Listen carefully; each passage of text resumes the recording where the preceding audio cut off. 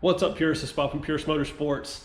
I was giving some thought this week to the PAS collection. Mark and I have, we spent a lot of time taking care of videos and putting them together and getting together. And for those that don't know, I live about 7.5, 8 hours from his particular shop where it is.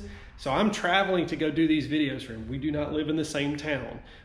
It was a partnership that I thought I would throw an idea to him, and it's turned into something great. You guys have enjoyed it. Greatly appreciate all the views and the support, going to shows and people coming up and saying thanks, and really enjoying it. It's pretty amazing. It's got a greater response than I think even I expected. So I greatly appreciate you all follow along. Hey, if you haven't subscribed, please do that. We've got more coming. We've got videos that I need to edit of the PAS collection that Mark and I put together.